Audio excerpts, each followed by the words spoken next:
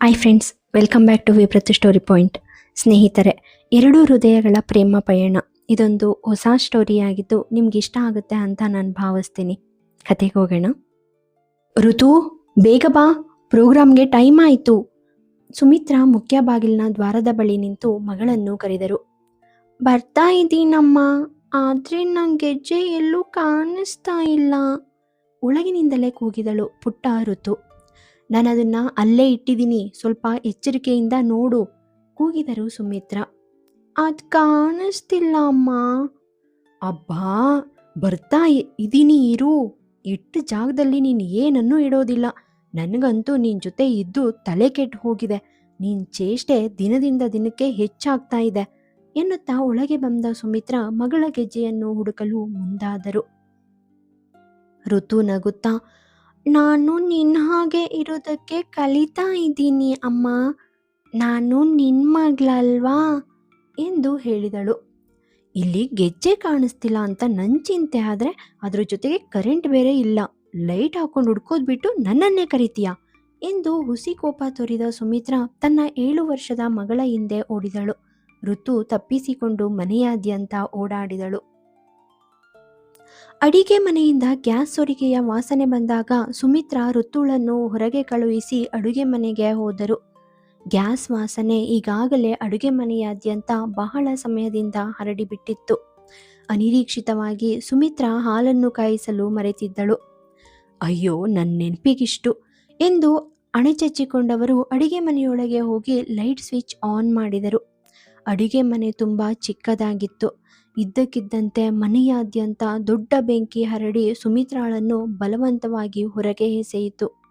ಪ್ರವೇಶ ದ್ವಾರದ ಹೊರಗೆ ಋತು ತನ್ನ ತಾಯಿ ಅರ್ಧ ಸುಟ್ಟ ದೇಹದೊಂದಿಗೆ ಮಲಗಿರುವುದನ್ನು ನೋಡಿ ಅಮ್ಮ ಎಂದು ಕಿರುಚಿದಳು. ಕಣ್ಣ ಮುಂದಿನ ದೃಶ್ಯ ಅವಳನ್ನು ಆಘಾತಕ್ಕೊಳಗಾಗಿಸಿತ್ತು. 22 ವರ್ಷದ ಋತು ನಿದ್ರೆಯಲ್ಲಿ ಅಮ್ಮ ಎಂದು ಕಿರುಚುತ್ತಾ ಎಚ್ಚರಗೊಂಡಳು. ಮುಖದ ಮೇಲೆ ಮೂಡಿದ್ದ ಬೆವರನ್ನು ಒರೆಸಿಕೊಂಡು ಮನಸ್ಸನ್ನು ಶಾಂತಗೊಳಿಸಿಕೊಂಡು ತನ್ನ ತಾಯಿಯ ಫೋಟೋವನ್ನು ನೋಡಿದಳು. ಅವಳ ತಾಯಿ ನಗುತ್ತಾ ತನ್ನ ಕಡೆಗೆ ನೋಡುತ್ತಿರುವುದನ್ನು ನೋಡಿ ಅವಳ ಕಣ್ಣುಗಳು ನೀರಾಡಿದವು. ಅವಳು ಪಪ್ಪಿಯನ್ನು ತಟ್ಟಿ ಅವಳನ್ನು ಮುತ್ತಿಕ್ಕಿ ಫ್ರೆಶ್ ಆಗಲು ಬಾತ್ರೂಮ್ ಕಡೆಗೆ ಹೋದಳು.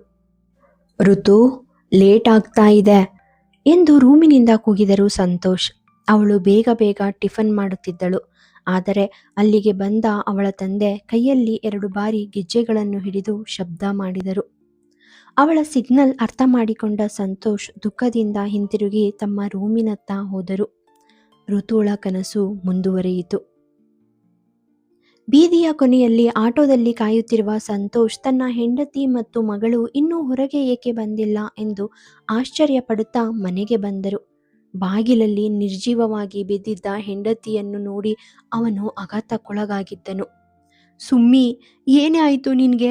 ನಾನು ನಿನ್ನನ್ನು ಉಳಿಸ್ತೀನಿ ಚೀರುತ್ತಾ ಅವನು ಸುಮಿತ್ರಾಳನ್ನು ಹಿಡಿದು ಆಸ್ಪತ್ರೆಗೆ ಕರೆಯೊಯ್ಯಲು ಪ್ರಯತ್ನಿಸಿದ.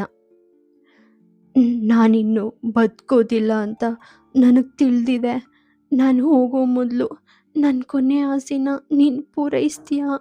ಗಂಡನ ಮಡಿಲಲ್ಲಿ ಅರ್ಧ ಜೀವವಾಗಿ ಬಿದ್ದಿದ್ದ ಸುಮಿತ್ರಾ ತಡವರಿಸಿದರು. ಹಾಗೆ ಮಾತಾಡಬೇಡ ಸುಮಿತ್ರಾ, ಬಿಕ್ಕಿದರು ಸಂತೋಷ್. ನಾನು ಈಗ ಮಾತಾಡ್ದಿದ್ರೆ ನಾನು ಮತ್ತೆ ಎಂದಿಗೂ ಮಾತಾಡೋಕ್ಕೆ ಸಾಧ್ಯ ಇಲ್ಲ. ದಯವಿಟ್ಟು ನನ್ನ ಆಸೆನ ಈಡೇರಿಸು ನಿತ್ರಾಣ ದನಿಯಲ್ಲಿ ಕೇಳಿಕೊಂಡರು. ಸಂತೋಷ್ ತನ್ನ ಹೆಂಡತಿಯನ್ನು ದುಃಖದಿಂದ ನೋಡಿದರು. ಋತುನ ಉತ್ತಮ ನರ್ತಕಿಯನ್ನಾಗಿ ಮಾಡು. ನೀನು ನಮ್ಮ ಮಗುವಿನ ಪಕ್ಕದಲ್ಲಿ ನಿಂತು ಅವಳು ನೃತ್ಯದಲ್ಲಿ ಹೆಸರು ಮಾಡೋವರೆಗೆ ಅವಳನ್ನು ಪ್ರೋತ್ಸಾಹಿಸಬೇಕು. ನಾನು ಸಾಧಿಸೋಕೆ ಸಾಧ್ಯವಾಗೋದನ್ನು ನನ್ನ ಮಗು ಸಾಧಿಸ್ಬೇಕು. ನೀನು ಹಾಗೆ ಮಾಡ್ತೀನಿ ಅಂತ ನನಗೆ ಭರವಸೆ ಕೊಡು. ಅರೆಬೆಂದ ಕೈಯನ್ನು ಗಂಡನ ಮುಂದೆ ಹಿಡಿದರು. ಸಂತೋಷ್ ಕಣ್ಣಲ್ಲಿ ನೀರು ತುಂಬಿಕೊಂಡು, ನಿನ್ನ ಆಸೆನ ನಾನು ಖಂಡಿತ ಈಡೇರಿಸ್ತೀನಿ ಸುಮಿತ್ರಾ, ಮತ್ತು ಅವಳನ್ನ ನನ್ನ ಹೃದಯದಲ್ಲಿ ಇಟ್ಕೊಂಡಿದ್ದೀನಿ. ಸುಮಿತ್ರಾ ತನ್ನ ಗಂಡನ ತೋಳುಗಳಲ್ಲಿ ಸಂತೋಷದಿಂದ ಕೊನೆಯುಸಿರೆಳೆದಳು. ಸುಮಿತ್ರಾಳ ಮಗಳು ಇನ್ನೂ ಆಘಾತದಲ್ಲಿರುವಾಗಲೇ ಸಂತೋಷ್ ಋತುಳನ್ನು ಹಿಡಿದು ಅವಳನ್ನು ಸರಿಸಿದನು. ಋತು, ಅಮ್ಮ ಅಮ್ಮ ಹೇಳುತ್ತಿದ್ದರೂ ಅವಳ ಗಂಟಲಿನಿಂದ ಮಾತುಗಳು ಹೊರಬರುತ್ತಿಲ್ಲ. ಆ ಪುಟ್ಟ ಮಗುವಿನ ಧ್ವನಿ ಅಷ್ಟು ದೊಡ್ಡ ಆಘಾತದಿಂದ ಮೂಕವಾಗಿ ಹೋಗಿತ್ತು. ಒಂದೆಡೆ ಹೆಂಡತಿಯ ಸಾವು, ಮತ್ತೊಂದೆಡೆ ಮಗಳ ಮೌನ ಸಂತೋಷ್ಗೆ ತುಂಬ ದುಃಖ ತಂದಿತ್ತು. ಅವನು ತನ್ನ ಹೆಂಡತಿಯ ಫೋಟೋ ನೋಡಿ ಏನಾಯಿತು ಎಂದು ನೆನಪಿಸಿಕೊಳ್ಳುತ್ತಾ ಕಣ್ಣೀರು ಒರೆಸಿಕೊಂಡರು. ಋತು ಬಂದಾಗ ಇಬ್ಬರು ಟಿಫನ್ ಮಾಡಿ ನೃತ್ಯ ಮಂದಿರಕ್ಕೆ ಹೋದರು. ಶಿಲ್ಪಕಲಾ ವೇದಿಕೆ, ಸಾಹಿತ್ಯ ಮತ್ತು ಲಲಿತ ಕಲೆಗಳ ಸ್ಪರ್ಧೆಗಳನ್ನು ಆಯೋಜಿಸಲಾಗುತ್ತಿರುವ ಅಲ್ಲಿನ ವಾತಾವರಣವು ಭವ್ಯ ರಥಗಳಿಂದ ತುಂಬಿತ್ತು. ನೃತ್ಯ ಪ್ರದರ್ಶನ ಸ್ಪರ್ಧೆಗಳನ್ನು ಆಯೋಜಿಸಲಾಗುತ್ತಿರುವಾಗ ಎನ್ವಿ ಗ್ರೂಪ್ ಆಫ್ ಇಂಡಸ್ಟ್ರೀಸ್ನ ಸಿಇಒ ತಿಲಕ್ ಮುಖ್ಯ ಅತಿಥಿಯಾಗಿ ಕಾರ್ಯಕ್ರಮಕ್ಕೆ ಹಾಜರಾಗಿದ್ದರು. ತಿಲಕ್ ಒಬ್ಬ ಪ್ರಮುಖ ಕೈಗಾರಿಕೋದ್ಯಮಿ. ಚಿಕ್ಕ ವಯಸ್ಸಿನಲ್ಲಿಯೇ ವ್ಯಾಪಾರ ಕ್ಷೇತ್ರದಲ್ಲಿ ವಿಶೇಷ ಛಾಪು ಮೂಡಿಸಿದ್ದಾರೆ. ಮೊದಲ ನೋಟದಲ್ಲೇ ಗಮನ ಸೆಳೆಯುವ ಅವರ ಕ್ಲಾಸಿ ನೋಟದಿಂದ ಅವರು ಸುಂದರ ಮತ್ತು ಅತಿ ಸುಂದರ, ತೀಕ್ಷ್ಣ ಮತ್ತು ಎತ್ತರ ಮತ್ತು ಉತ್ತಮ ವ್ಯಕ್ತಿತ್ವವನ್ನು ಹೊಂದಿರುವ ವ್ಯಕ್ತಿ. ಮಾಧ್ಯಮಗಳು ತಮ್ಮ ನೇರ ವ್ಯವಸ್ಥೆಗಳಲ್ಲಿ ನಿರತರಾಗಿದ್ದರೆ, ಪತ್ರಿಕಾ ವರದಿಗಾರರು ತಮ್ಮ ಕ್ಯಾಮೆರಾಗಳು ಮತ್ತು ಕೈಯಲ್ಲಿ ಪೆನ್ನುಗಳನ್ನು ಒರೆಸುತ್ತಿದ್ದಾರೆ. ನಿರೂಪಕರು ಎಲ್ಲವನ್ನೂ ವಿವರಿಸುತ್ತಿದ್ದಾರೆ. ತಿಲಕ್ ಬಂದಾಗ ಎಲ್ಲರೂ ತಮ್ಮ ಕ್ಯಾಮೆರಾಗಳನ್ನು ಹಿಡಿದು ಸ್ವಲ್ಪ ಹೊತ್ತು ನಿಲ್ಲದೆ ಫೋಟೋ ತೆಗೆಯಲು ಪ್ರಾರಂಭಿಸಿದರು ಮತ್ತು ನಂತರ ಅವರಿಗೆ ಸ್ವಲ್ಪ ಸಮಯ ವಿರಾಮ ನೀಡಿ ತಿಲಕ್ಗೆ ಹೋಗಲು ದಾರಿ ಮಾಡಿಕೊಟ್ಟರು. ತಿಲಕ್ ನಗುತ್ತಾ ತನಗೆ ತಿಳಿದಿರುವ ಎಲ್ಲರಿಗೂ ಶುಭ ಹಾರೈಸುತ್ತಾ ತನಗಾಗಿ ಕಾಯ್ದಿರಿಸಿದ ಸೀಟಿನಲ್ಲಿ ಕುಳಿತುಕೊಂಡನು. ತಿಲಕ್ ಯಾವಾಗಲೂ ತುಂಬ ಸಂಯಮದಿಂದ ಇರುತ್ತಾನೆ. ಅವನು ಯಾರನ್ನೂ ಹೆಚ್ಚು ಭೇಟಿಯಾಗುವುದಿಲ್ಲ. ತನಗೆ ಬೇಕಾದವರಿಗೆ ಏನನ್ನು ಮಾಡಲು ಅವನು ಹಿಂಜರಿಯುವುದಿಲ್ಲ. ಎಲ್ಲರಿಗೂ ಸಾಧ್ಯವಾದಷ್ಟು ಸಹಾಯ ಮಾಡುವ ಮೂಲಕ ಅವನು ಒಳ್ಳೆಯ ಉದ್ಯಮಿ ಮತ್ತು ದಯಾಳು ವ್ಯಕ್ತಿ ಎಂದು ಖ್ಯಾತಿಯನ್ನು ಗಳಿಸಿದ್ದಾನೆ. ದೀಪ ಬೆಳಗಿದ ನಂತರ ಕಾರ್ಯಕ್ರಮ ಪ್ರಾರಂಭವಾಗುತ್ತದೆ. ಮೊದಲು ಋತುಳ ಪ್ರದರ್ಶನ ಇತ್ತು. ಅವಳು ತನ್ನ ನೃತ್ಯದೊಂದಿಗೆ ಸ್ಪರ್ಧೆಯನ್ನು ಪ್ರಾರಂಭಿಸಿದಳು. ಮಹಾಗಣಪತಿಂ ಮನಸಾ ಸ್ಮರಾಮಿ. ಚಂದ್ರನ ಬಿಂಬದಂತಹ ಮೇಣವನ್ನು ಹೊಂದಿರುವ ಅಗಲವಾದ ಹಣೆ, ಕಾಮನ ಬಿಲ್ಲಿನಂತೆ ಬಾಗಿದ ಹುಬ್ಬುಗಳು, ಚಕ್ರಗಳಂತೆ ಅವಳು ಹಾಡಿನ ಭಾವನೆಗಳನ್ನು ತನ್ನ ದುಂಡಗಿನ ಕಣ್ಣುಗಳಿಂದ ವ್ಯಕ್ತಪಡಿಸುತ್ತಿದ್ದಾಳೆ. ಅವಳು ತನ್ನ ಕೈ ಮುದ್ರೆಗಳಿಂದ ಇತರರ ಮನಸ್ಸಿನಲ್ಲಿಯೂ ಪ್ರಭಾವ ಬೀರುತ್ತಿದ್ದಾಳೆ ಮತ್ತು ಆಕರ್ಷಕವಾಗಿ ನೃತ್ಯ ಮಾಡುತ್ತಿದ್ದಾಳೆ. ಕಣ್ಣನ್ನು ಸಹ ಮಿಟುಕಿಸಲು ಮರೆತಂತೆ ಎಲ್ಲರೂ ಅವಳ ಅಭಿನಯವನ್ನು ನೋಡುತ್ತಿದ್ದಾರೆ. ಅವಳು ತನ್ನ ಕೈ ಮುದ್ರೆಗಳಿಂದ ವ್ಯಕ್ತಪಡಿಸುವ ಭಾವನೆಗಳನ್ನು ಎಲ್ಲಿ ತಪ್ಪಿಸಿಕೊಂಡು ಬಿಡುವೆವೋ ಎಂದು ಆಶ್ಚರ್ಯಪಡುತ್ತಿದ್ದಾರೆ. ನೃತ್ಯವು ಎಲ್ಲರ ಚಪ್ಪಾಳೆಗಳ ನಡುವೆ ಕೊನೆಗೊಳ್ಳುತ್ತದೆ. ಮುಂದೆ ಅನೇಕ ಪ್ರದರ್ಶನಗಳು ಮತ್ತು ನೃತ್ಯ ಸ್ಪರ್ಧೆ ನಡೆದು ಆಯೋಜಿಸಲಾಗಿದ್ದ ಸ್ಪರ್ಧೆ ಕೊನೆಗೊಳ್ಳುತ್ತದೆ. ಋತು ತನ್ನ ಅಭಿನಯಕ್ಕಾಗಿ ತಿಲಕ್ ಕೈಗಳಿಂದ ಮೊದಲ ಬಹುಮಾನವನ್ನು ಪಡೆಯುತ್ತಾಳೆ. ವಂಡರ್ಫುಲ್ ಮಿಸ್, ಉದ್ಗರಿಸಿದ ಆತ. ಅವಳು ತಿಲಕ್ ಮಾತುಗಳಿಗೆ ಒಂದು ಸಣ್ಣ ನಗುವನ್ನು ನೀಡಿ ಹೊರಟು ಹೋದಳು. ಅವಳು ಹೋಗುವುದನ್ನೇ ನೋಡುತ್ತಾ ನಿಂತನು ತಿಲಕ್. ಕಾರ್ಯಕ್ರಮಗಳು ಮುಗಿದ ನಂತರ ಅವನು ತನ್ನ PA ಜೊತೆ ಅವಳ ವಿವರಗಳನ್ನು ಸಂಗ್ರಹಿಸಲು ಆದೇಶವನ್ನು ರವಾನಿಸಿದ.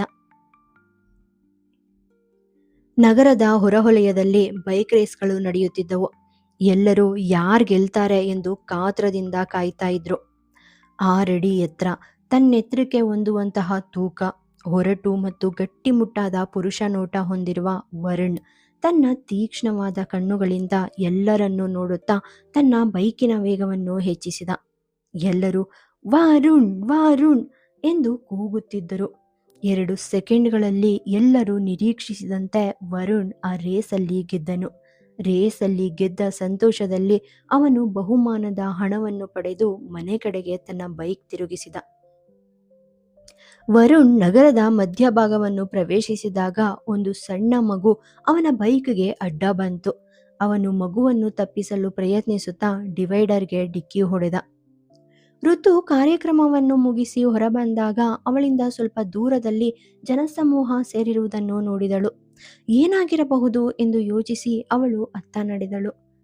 ತಲೆಗೆ ಪೆಟ್ಟು ಬಿದ್ದ ಕಾರಣ ವರುಣ್ ಪ್ರಜ್ಞಾಹೀನನಾಗಿದ್ದ. ಅವಳು ಆತಂಕದಿಂದ ಅವನ ಬಳಿಗೆ ಬಂದಳು ಮತ್ತು ರಕ್ತಸ್ರಾವವಾಗದಂತೆ ತನ್ನದೇ ದುಪ್ಪಟ್ಟಾದ ತುದಿಯನ್ನು ಹರಿದು ಅವನಿಗೆ ಬ್ಯಾಂಡೇಜ್ ಮಾಡಿ ಅಲ್ಲಿದ್ದ ಜನರ ಸಹಾಯದಿಂದ ಆಟೋದಲ್ಲಿ ಆಸ್ಪತ್ರೆಗೆ ಕರೆದುಕೊಂಡು ಹೋದಳು.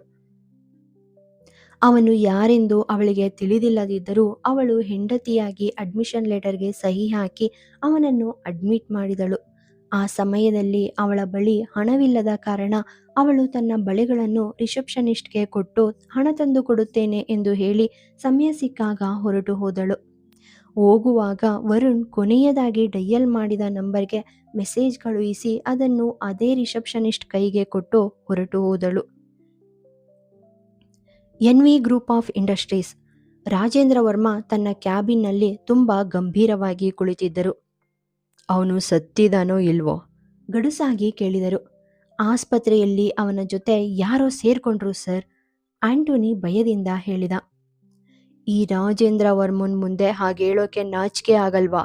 ಅವನ ಕೊಲೆನ ಆಕ್ಸಿಡೆಂಟ್ ಅಂತ ಸೃಷ್ಟಿಸೋಕೆ ನಾನು ಎಷ್ಟು ಕಷ್ಟಪಟ್ಟೆ ಅಂತ ನಿನಗೆ ಗೊತ್ತಾ? ಕೆಂಡ ಕಾರಿದರು.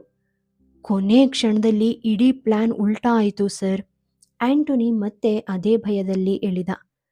ಅವನನ್ನ ಯಾರು ಉಳಿಸಿದ್ರು ಅಂತ ನನಗೆ ತಿಳಿಬೇಕು, ತಾಕೀತು ಮಾಡಿದರು. ಓಕೆ ಬಾಸ್ ಎಂದವನು ಸ್ವಲ್ಪ ಗೊಂದಲ ಬೆರೆತ ದನಿಯಲ್ಲಿ. ಬಾಸ್, ಅವನು ನಿಮ್ಮ ಮಗ, ನೀವು ಅವನನ್ನ ಯಾಕೆ ಕೊಲ್ಲೋಕೆ ಪ್ರಯತ್ನಿಸ್ತಾ ಇದ್ದೀರಿ? ಡೇವಿಡ್ ತನ್ನ ಅನುಮಾನಗಳನ್ನು ವ್ಯಕ್ತಪಡಿಸಿದರು. ರಾಜೇಂದ್ರ ವರ್ಮಾ ಇದ್ದಕ್ಕಿದ್ದಂತೆ ಆಂಟೋನಿ ಗಲ್ಲವನ್ನು ಹಿಡಿದು, ನೀನು ಅವನು ನನ್ನ ಮಗ ಅಂತ ಹೇಳಿದರೆ ನಾನು ನಿನ್ನ ಹಲ್ಲುಗಳನ್ನ ಪುಡಿ ಪುಡಿ ಮಾಡಿಬಿಡ್ತೀನಿ ಎಂದು ಹೇಳಿದರು. ತಿಲಕ್ ನನ್ನ ಏಕೈಕ ಮಗ, ನನ್ನ ಆಸ್ತಿ, ನನ್ನ ವ್ಯವಹಾರ ಸಾಮ್ರಾಜ್ಯದ ಉತ್ತರಾಧಿಕಾರಿ. ವರುಣ್ ಯಾವತ್ತಿಗೂ ನನ್ನ ಮಗ ಆಗೋದಿಲ್ಲ. ಅವನ ತಾಯಿ ನನ್ನ ಮಾಜಿ ಗರ್ಲ್ಫ್ರೆಂಡ್. ಶಾರದಾ ನನ್ನ ಏಕೈಕ ಪತ್ನಿ. ವರುಣ್ ನನ್ನ ಮಗ ಅನ್ನೋ ವಿಷಯ ಹೊರಬಂದರೆ ನನ್ನ ಗೌರವ ಮತ್ತು ಖ್ಯಾತಿ ಹಾಳಾಗುತ್ತದೆ. ಅದಕ್ಕಾಗಿಯೇ ಅವನು ಸಾಧ್ಯವಾದಷ್ಟು ಬೇಗ ಸ್ವರ್ಗಕ್ಕೆ ಹೋಗಬೇಕು. ಮನದ ಕುದಿಯನ್ನು ಹೊರಹಾಕಿದರು. ನನಗೆ ಅರ್ಥ ಆಯಿತು ಸರ್, ಈ ಸಾರಿ ಅವನು ಯಾವುದೇ ಸಂದರ್ಭದಲ್ಲೂ ತಪ್ಪಿಸ್ಕೊಳ್ಳೋದಿಲ್ಲ, ಆಂಟೋನಿ ಪ್ರಾಮಿಸ್ ಮಾಡಿದಂತೆ ಹೇಳಿದ. ಇದು ನಿನಗೆ ಕೊನೆಯ ಅವಕಾಶ. ಈ ಬಾರಿ ಚಾನ್ಸ್ ಮಿಸ್ ಆದರೆ ನೀನು ವೋಟರ್ ಐಡಿಲಿ ಮಿಸ್ ಆಗ್ತೀಯಾ, ವಾರ್ನ್ ಮಾಡಿದರು. ಆಂಟೋನಿ ಹೊರಗೆ ಬಂದು ದೀರ್ಘವಾಗಿ ಉಸಿರು ತೆಗೆದುಕೊಂಡು ನೀರು ಕುಡಿದು ಶಾಂತನಾಗಿ ಅಲ್ಲಿಂದ ಹೊರಟು ಹೋದನು. ಮರುದಿನ ವರುಣ್ ಕಣ್ಣು ತೆರೆದನು. ರಮಣ್ ಮತ್ತು ಲಕ್ಷ್ಮಿ ಅವನ ಮುಂದೆ ಕುಳಿತಿದ್ದರು. ಸಣ್ಣ ಪುಟ್ಟ ಹೊಡೆತಗಳಿಂದ ತಲೆಗೆ ದೊಡ್ಡ ಗಾಯವಾಗಿರುವ ತನ್ನ ಮಗನನ್ನು ನೋಡಿ ಲಕ್ಷ್ಮಿ ಬಿಕ್ಕಿ ಬಿಕ್ಕಿ ಅಳುತ್ತಿದ್ದರು. ಅಮ್ಮ ಪ್ಲೀಸ್, ಇಷ್ಟು ಸಣ್ಣ ವಿಷಯಕ್ಕೆ ನೀವು ಯಾಕೆ ಇಷ್ಟೊಂದು ಎಮೋಷನಲ್ ಸೀನ್ ಕ್ರಿಯೇಟ್ ಮಾಡ್ತಾ ಇದ್ದೀರಾ? ನಿಮ್ಮ ಕಣ್ಗಳ ಅಣೆಕಟ್ಟನ್ನು ದಯವಿಟ್ಟು ಬಂದ್ ಮಾಡಿ. ಇಲ್ಲಿ ಯಾರಿಗೂ ನೀರಿನ ಸಮಸ್ಯೆ ಇಲ್ಲ. ನಕ್ಕ.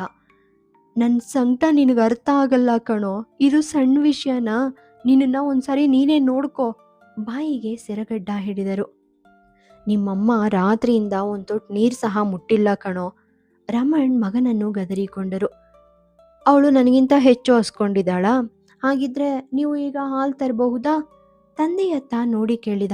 ರಮಣ್ ವಾರ್ಡ್ನಿಂದ ಹೊರಬಂದರು. ಸರ್, ನಿಮ್ಮ ವೈಫ್ ಬಿಲ್ ಪೇ ಮಾಡಿದ್ದಾರೆ. ರಿಸೆಪ್ಷನಿಸ್ಟ್ ಡಿಸ್ಚಾರ್ಜ್ ಆದ ವರುಣನ್ನು ನೋಡಿ ಹೇಳಿದಾಗ ಅವನನ್ನು ಸೇರಿದಂತೆ ಅಲ್ಲಿದ್ದವರೆಲ್ಲ ಶಾಕ್ ಆದರು. ಏನು, ವೈಫಾ? ಉಪ್ಪುಗಂಟಿಕ್ಕಿದ. ಹೌದು ಎಂದ ಆಕೆ ಅವನ ಫೈಲನ್ನು ಅವನ ಮುಂದಕ್ಕೆ ಚಾಚಿದಳು. ವರುಣ್ ಆ ಫೈಲನ್ನು ತೆಗೆದುಕೊಂಡು ಅಲ್ಲಿ ಸೈನ್ ಮಾಡಿದ್ದ ಅವಳ ಹೆಸರನ್ನು ನೋಡಿದ. ಇತ್ತ ತಿಲಕ್ ಕ್ಯಾಬಿನ್ನಲ್ಲಿ ತನ್ನ PA ಜೊತೆ ಮಾತನಾಡುತ್ತಾ, ಆ ಹುಡುಗಿ ಡೀಟೇಲ್ಸ್ ಸಿಕ್ತಾ ಎಂದು ಕೇಳಿದ. ಹೌದು ಸರ್ ಎಂದ PA. ತಿಲಕ್, ಏನ ಹುಡುಗಿ ಹೆಸರು ಎಂದು ಕೇಳಿದ, ಚೂರು ಕ್ಯೂರಿಯಸ್ ಆಗಿ. ವರ್ಷ. ಅದೇ ಸಮಯದಲ್ಲಿ ವರುಣ್ ಕೂಡ ಅವಳ ಹೆಸರನ್ನು ಆ ಫೈಲಲ್ಲಿ ನೋಡಿದ. ಅದೇ ಸಮಯದಲ್ಲಿ ತಿಲಕ್ ಕೂಡ ಅವಳ ಹೆಸರನ್ನು ಕೇಳಿದ.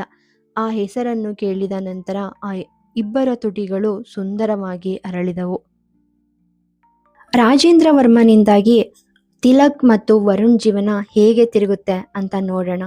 ಮೌನದಲ್ಲಿ ಆಶ್ರಯ ಪಡೆದ ಅವಳ ಹೃದಯದ ಮಧುರವನ್ನ ಯಾರಾಡ್ತಾರೆ ತಿಳಿಯೋ ಆಸಕ್ತಿ ನಿಮಗಿದ್ಯಾ? ಮೌನವಾಗಿರುವವರಿಂದ ದೂರವಾಗಿರೋ ವರುಣ್ ಮೂಕ ಮಹಿಳೆಯನ್ನ ಪ್ರೀತಿಸ್ತಾನ? ತಿಲಕ್ ಅವಳು ನೋಟವನ್ನ ಪ್ರೀತಿಸ್ತಾನ್ಯಾ ಅಥವಾ ಅವಳ ಮೂಕ ಮನಸ್ಸನ್ನ ಪೂಜೆ ಮಾಡ್ತಾನ? ಇವನ್ನೆಲ್ಲ ತಿಳಿಯೋ ಕ್ಯೂರಿಯಾಸಿಟಿ ನಿಮ್ಗಿದ್ರೆ ನೀವು ಸದಾ ನನ್ನ ಜೊತೆಗಿರ್ವಿ.